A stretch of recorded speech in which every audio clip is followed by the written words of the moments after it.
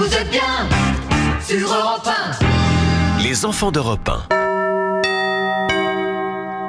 Et à 7h23 sur Europe 1, retour aujourd'hui à travers les archives sur le 5 septembre 1972. Ah oui, nous sommes en pleine Olympiade, la 20e. Ce sont les Jeux Olympiques de Munich en Allemagne. Et ce jour-là, un commando de terroristes palestiniens lors d'Autriche s'introduit dans le village olympique laissé quasiment sans sécurité.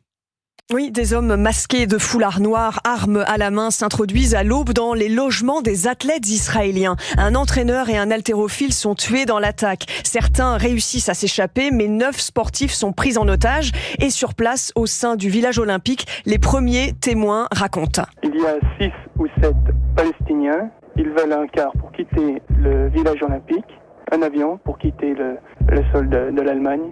Le commando palestinien s'appelle Septembre Noir. Il exige la libération de 200 prisonniers détenus en Israël. Un ministre allemand réussit alors à parler avec les otages et on entend ici la traduction de l'interview par son interprète française. J'ai pu parler avec eux. Ils étaient tous dans une pièce.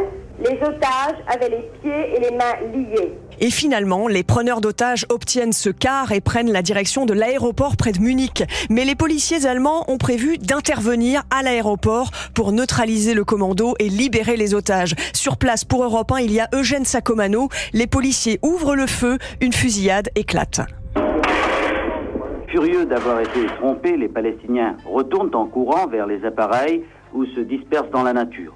Un autre lance une grenade sur l'un des hélicoptères qui se mettent à flamber. C'est un échec, les 9 otages sont morts, 5 membres du commando palestinien sont tués, 3 autres arrêtés. Et pendant une bonne partie de la journée, les épreuves des Jeux Olympiques se sont déroulées normalement avant d'être suspendues à 16h. Les athlètes sont égoïstes, lance alors le sportif français Roger Bambuc.